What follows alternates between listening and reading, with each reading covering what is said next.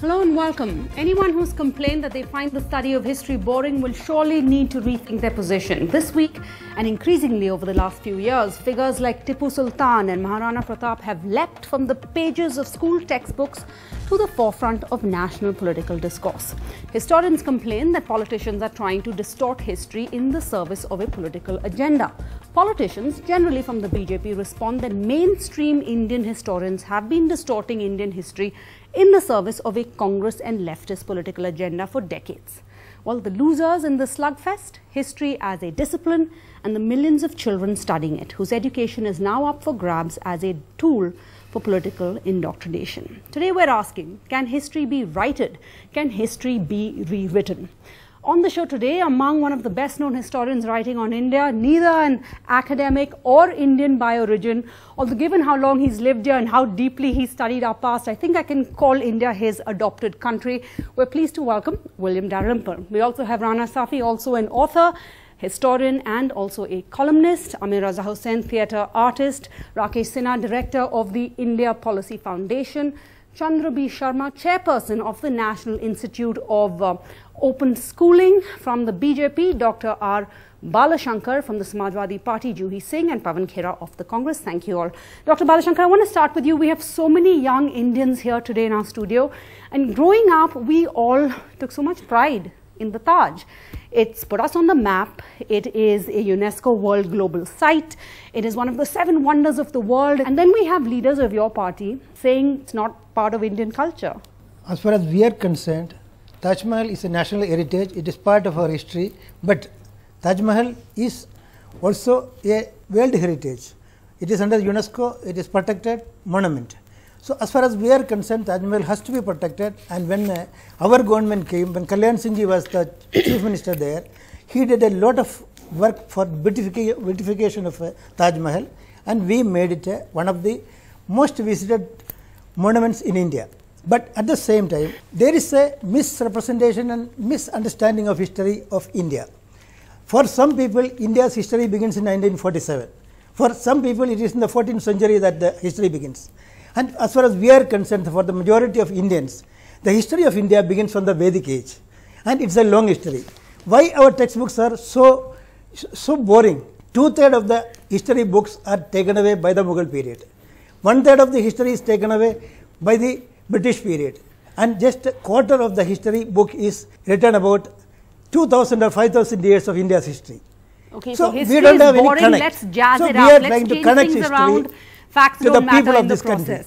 country. Mr. Balashankar, I hope you're never on, Kaun Banega Crorepati, and you never have to call on Mr. Sangeet Som to be your lifeline, because this is an MLA of the BJP, and he has not only said that it is a blot, the Taj Mahal is a blot on India's culture, he then displayed his ignorance and he mixed up Shah Jahan and Aurangzeb. Sir, in any other country having a leader like this, he would have been a laughing stock. See, there is no finality on the understanding of history.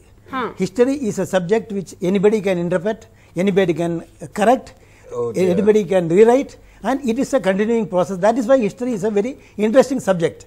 And through history, every country has been rewriting its history. Every country has been rewriting history, and historians have been working on understanding history better. Yeah, because I hear they are saying that the Germans won the Second World War. Everybody has been rewriting history. And E.H. Carr has said, history, what is fact?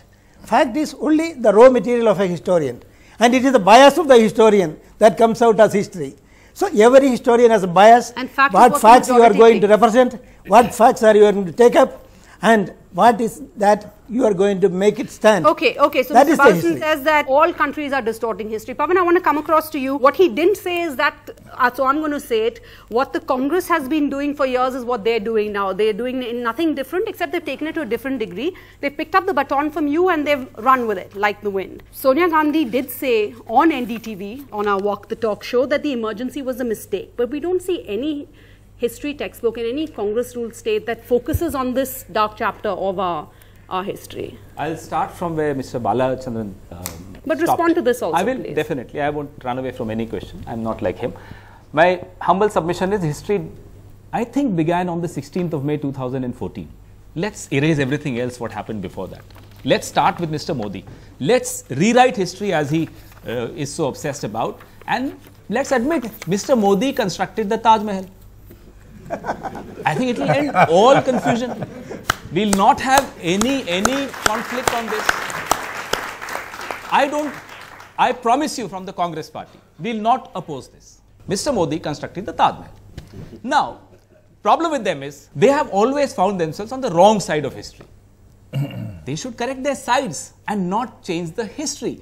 We'll celebrate their heroism the day they do something heroic. Till then, don't pull down our heroes, don't pull down the heroes of India. That's our humble submission to them. What is the one way of outdoing the Mughal architecture, for example? Come up with better architecture. Who won't celebrate that? It's a 3D politics.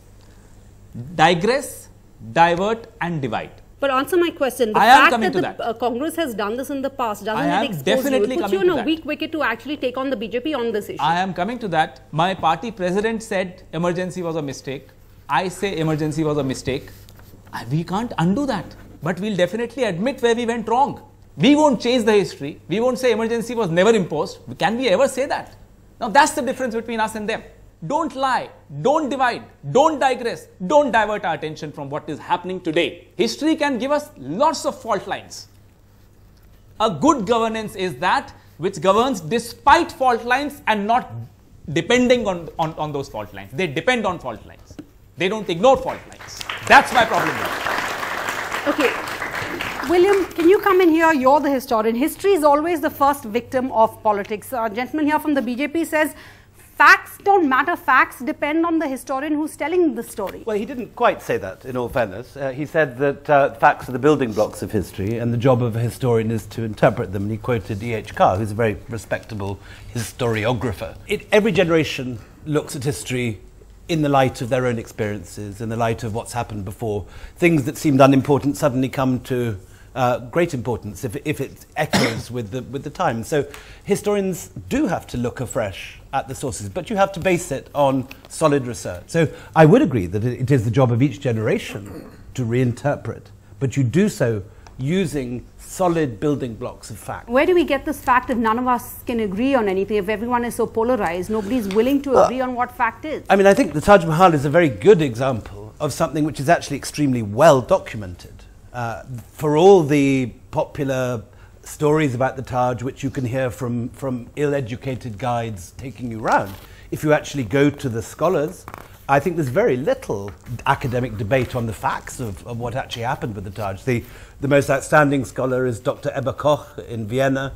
She spent 20 years examining every firman, every Persian inscription. She's gone through every inch of the Taj, looking at masons' marks, so you can see which masons made which things. You can see them later in the same masons working on the Red Fort, and so on. I mean, there are many, many areas of Indian history where scholars have many debates, but the actual facts of the building of the Taj Mahal are really quite well established because it was a big public project at a time when we have not only many Mughal historians recording daily life, but also you have a number of foreign writers who were there at the time writing eyewitness. For example, Peter Mundy, an Englishman, is sitting there when they begin work, and you have an actual description of that. So the Taj is not actually an issue that there is any serious scholarly disagreement about at all. But there's disagreement about much else. Rana, come in over here. A few years ago, if you had said to me or to anyone that, you know, the Taj would actually be disowned by leading politicians in India, one would have laughed in your face. What do you think is going on here? Is this a reflection of India today?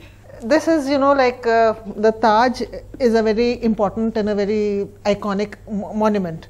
So if you raise a finger at it, you are also in its light, so you come into the news also. But as William said, it's a very, very well documented building.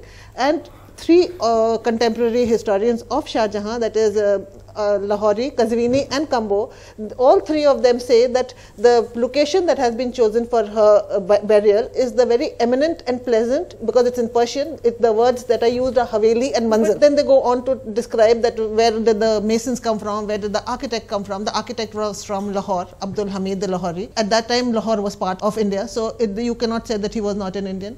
Artisans came from all over India. The marble came from Rajasthan, Makarana, the sandstone came from there. This is a culmination of Indo-Islamic architecture. And the Taj Mahal was only possible in India. It could not have been built anywhere else in the world, including Central Asia, including Persia, anywhere. Because this is where you have a culmination of two streams of architecture, two streams of thought, and you have a king who is actually three-quarter Rajput. With respect to William and Rana, whatever your facts are, in today's India, who the hell cares? We fabricate facts of our own. Rajasthan has started doing it for the last 2 years. Look what they've done. They are changing victors, they are changing facts of wars, everybody is just doing what they want. In 10 years' time, the history that our children are going to read is going to be complete fantasy.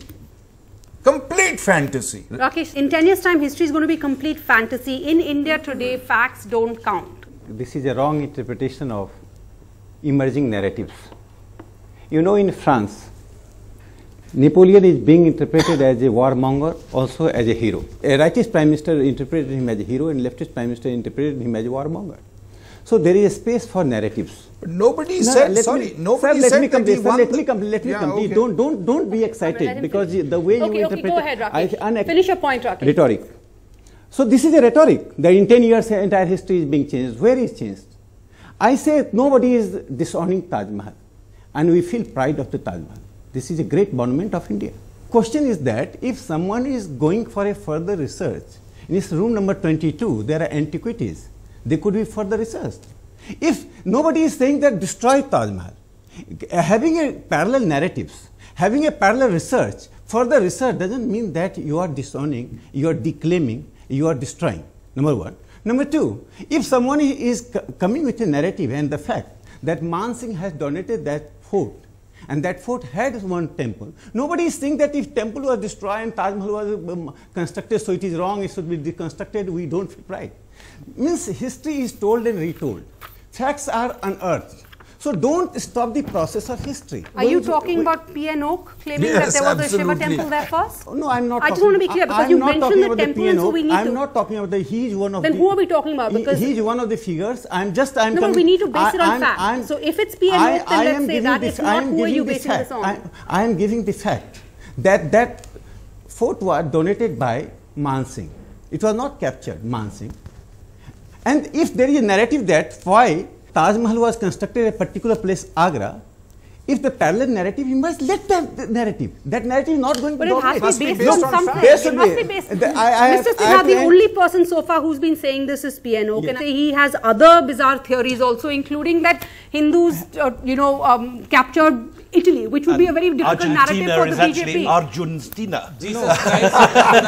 And Westminster Abbey was also a Shiva temple. You can laugh at him. Jesus Christ is Jasoda Krishna according to him. You can laugh at him. If he says that Hindus conquered Italy, that would be a very difficult narrative for the BJP, because then it means that all Italians are Hindus. It's not a question what are you going to do then? It's not a question of you don't you drag accept everything. Some theories of don't drag everything in the narrative of BJP and the Congress and left. I am just putting that there is space for narratives. Don't afraid of the narratives, emerging narratives. Give the democratic space in the history.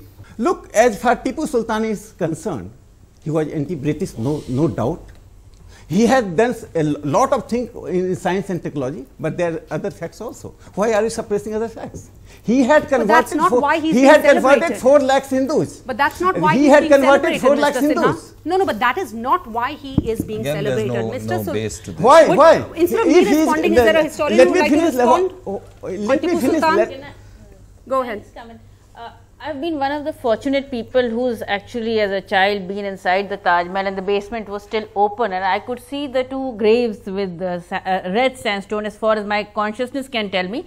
I didn't see any temple.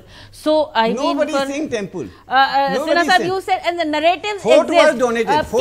Sir, I didn't interrupt. I just because you interpreted because you have alternative. No, what did I say? No, what did I say? I said that fort was donated by Man Singh. So difficult to just. I didn't say that the temple was there. Okay, fine. Can I just go ahead? The other part is that alternative narratives, whether the Dravidians came or the Aryans came and there were wars fought, there was a Magadhan Empire, there was Samrat Ashok, they always existed and people were left. You talk about 1857, some people say it's a military mutiny, some people say it's the first war of revolution. So all the people in this room know that. It's not your discovery, and historians have laid it down as such, and we all accept it. I mean, a textbook part of history is what I'm saying here. But Juhi, what exactly has your government done for the Taj? Adityanath's been in power only for the past few months. Once you get off that freeway, the highway, I mean, it is the armpit of the world. We've done a lot around the Taj. How much? That doesn't look like it. Yes, maybe it doesn't, but we have. I mean, maybe it doesn't really come across that we have not done. We've developed the roadways, we've developed the facilities, we've tried to develop the area around Taj. Not much can be done in that entire area. Nobody can touch the Taj, neither Yogi Adityanath. But yes, we've not made a photo op of sweeping, getting Swachh Bharat into Taj. That's their prerogative and their photography. And the most important thing is that we've been proud of Taj and we tried to preserve it just as it is. But if we're proud of it, should we do more than just be proud? Deepak Dan, you are the president of the UP State Tourist Guides Welfare Association. What is your take on this whole controversy? This past week, Agra has been in the news. Do you think it's for the right reasons? See, what has happened is the tourism has increased. But unfortunately, if you look at the figures of the guests coming from outside, there is a slight decline. And that is something which is worrying. Because these controversies do not project us in a very nice way. They may be our own problems, but then the world doesn't come to see a problem. They want to see a project or a monument which is free from all problems. There are no incidences. He can go enjoy it. And believe me, I have talked to many people. They said nothing better than Taj Mahal in the world. So pure. People say this is the best thing we have seen in our life. Well, you say tourism has gone up, but we actually have fewer tourists than Thailand. And apart from that, there's no infrastructure at our tourist sites. Safety is a concern. We saw this week, while all the attention was on Yogi Adityanath ji cleaning up the Taj, we saw 2 Swiss tourists, a couple, being attacked and harassed. Any audience reactions? What do you... Go ahead. As a student of history, I really think that we talk about, let's put Maharana Pratap in our history textbooks and just remove Taj Mahal. And we also say that another government come, they will say, let's put Shivaji in and let's remove another Mughal emperor. So do you think it's gonna be take our history upward, or it will make us ending our history in such a way? Why don't we go across here? Yes, I think I'm on slippery grounds. Everybody has something to sell. The Congress representative has to prove to his party that he is justifying his presence here, and all political parties. I'm an academic and I am here because of the interest of my learners. Why has history books been changed at least 200 times since we wrote the first history books for the NCERT? We went right up to Supreme Court for certain facts, and just Supreme Court said, yes, this must be changed. Why were all the Jat and the tribal leaders portrayed in our history books as looters? And the Supreme Court took a decision that no, it's wrong. The Jat community reacted against it and history books had to be changed. Why is everybody so worried about research? I think very well mentioned that we must research and let the facts come out. I am sure on this that the textbook written for last 30 years have been biased and serving the interest of one party or the authors who wrote it. I have absolutely no hesitation in saying that the textbooks written were not neutral. Let me give you an example. I have read British textbooks. Do you know what British textbooks say about British government leaving India? It is there in their textbooks, 6th grade, that we had to leave India because after the Second World War, we did not have enough, support, financial support to support a country like India, so we had to come out. And it's nowhere mentioned wait a minute, brilliant. Nowhere it is mentioned that there was a freedom struggle for 150 years. There is not a single mention of Mahatma Gandhi in textbooks of Pakistan.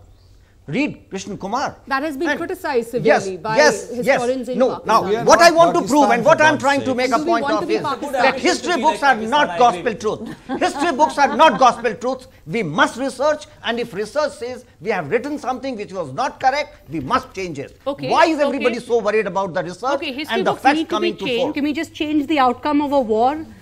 No. 400 years ago, the winner of the Battle of Haldigati was Akbar. Now, 400 years later, we're saying it's Rana Pratap. The Rajasthan government is again, put a surgical strike on history books. let's not make it an issue. Let there be research. Why are we afraid of research?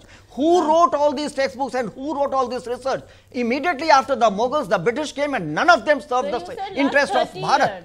You said last 30 years, I think. Yes, when were the first NCERT books written? Okay, and then after that, before that, no research was conducted, is what you said. Okay, look, I'm giving one the example. NCERT books are the main point Sir, I've read my of NCERT. Yes.